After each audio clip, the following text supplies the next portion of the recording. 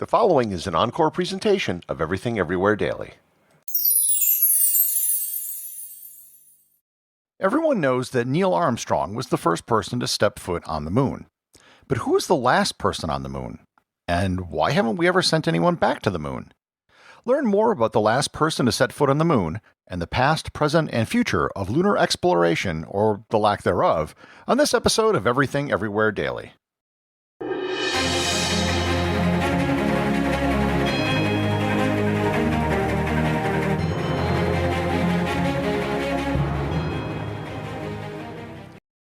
This episode is sponsored by Inside Tracker. To live your healthiest and longest life possible, you need to have the right data. Inside Tracker takes a personalized approach to your health and longevity by getting data from the most trusted and relevant source possible, your body. By using data from your DNA, blood, and fitness trackers, Inside Tracker gives you personalized and science-backed recommendations on things you can take control of to optimize your health, like food, supplements, workouts, and lifestyle choices, including ways to optimize sleep and stress. Inside Tracker tests and provides optimal ranges for over 40 biomarkers, like ApoB, magnesium, vitamin D, testosterone, cortisol, and ferritin. If your specific biomarker level is unoptimized, Inside Tracker provides recommendations that are personalized just for you. For a limited time, you get 20% off the entire Inside Tracker store when you sign up at insidetracker.com/EED. So if you're ready to get a clear picture of what's going on inside your body, along with science-backed recommendations, then visit insidetracker.com/EED. There have been many important weeks in history. Weeks where empires were toppled, kingdoms were established, and wars were decided. But perhaps the greatest week of all is Shark Week. I'm here to let you know that Shark Week is now a podcast. On Shark Week, the podcast, marine biologist Luke Tipple welcomes a wide variety of guests to discuss sharks, the ocean, and how the world's biggest ecosystem impacts your daily life. You'll hear inspiring stories from shark encounter survivors, learn cutting-edge science from the world's foremost researchers, and listen in to controversial topics like whether it's okay to kill sharks in the name of science, or what's the connection between illegal shark fishing and human trafficking. Join Luke in exploring the surprising links between our lives on land and life in the ocean. On Shark Week, the podcast, you'll learn about our oceans through the lens of the most captivating predator in the world, the shark. And as someone who's been in the water with all manner of sharks, including great white sharks off the coast of South Africa, it's a topic I personally find fascinating. You can listen to Shark Week, the podcast, wherever you get your podcasts. Once again, that's Shark Week, the podcast.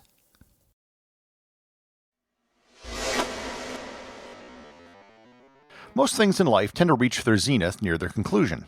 The Apollo program reached its zenith right at the beginning. The moment Neil Armstrong stepped off the lunar lander, in most people's minds, the Apollo program was complete. John Kennedy set a goal of sending someone to the moon, and Apollo 11 completed it. However, the plan was for so much more.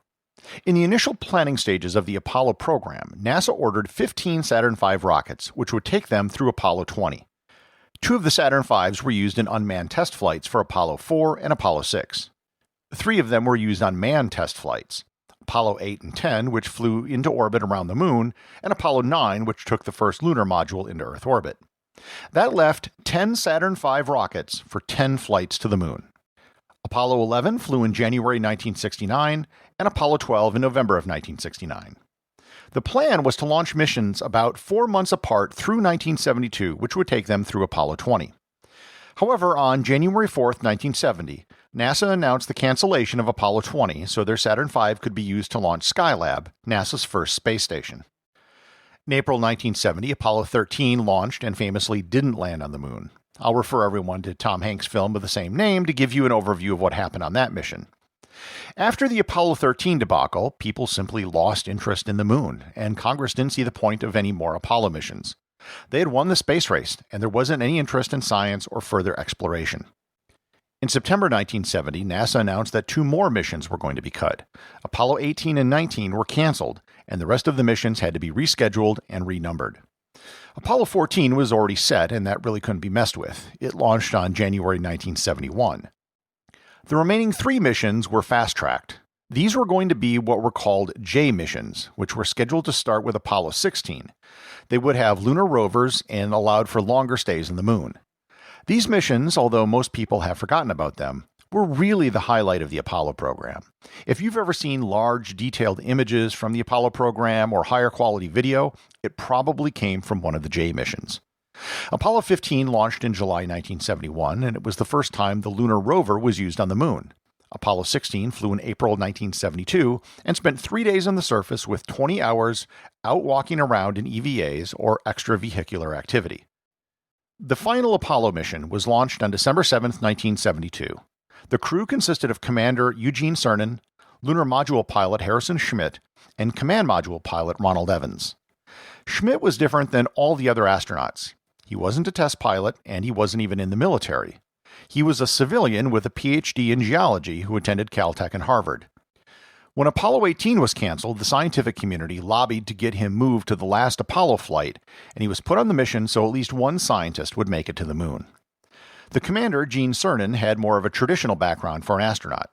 He was a Navy pilot who flew in Gemini 9, and he had previously been to the moon on Apollo 10, but he didn't land or walk on the surface. He is one of only 3 people to have traveled to the moon more than once. The Apollo 17 mission was the longest Apollo mission yet. They landed on the moon on December 11th and had 3 extended EVAs. Cernan and Harris spent 23 hours on the surface between the 3 EVAs, which was a record for any Apollo mission. They traveled over 35 kilometers on their lunar rover, which was also an Apollo record, and they collected 110.4 kilograms of moon rock that they brought back, also a record. At the end of their final EVA, Harrison climbed back into the lunar module, and Cernan followed behind. Before he climbed up the ladder, however, he said the following, quote, "I'm on the surface, and as I take man's last step from the surface, back home for some time to come, but we believe not too long into the future, I'd just like to say that I believe history will record that America's challenge today has forged man's destiny of tomorrow. And as we leave the moon at Taurus Littrow, we leave as we came, and God willing as we shall return, with peace and hope for all mankind. Godspeed, the crew of Apollo 17. End quote. With that, on October 15, 1972, Gene Cernan became the last person to walk on the moon. The words I quoted above were actually the last words spoken while standing on the moon. Technically, the last words spoken before they blasted off back to Earth were, "Let's get this mother out of here," also spoken by Cernan. On the way back to Earth, they had a call with the President of the United States, Richard Nixon. Nixon told the astronauts, "This may be the last time in this century that men will walk on the moon." This infuriated the astronauts and others back at NASA, but his words were prophetic. Since Apollo 17, 48 years ago, no one has gone back to the moon.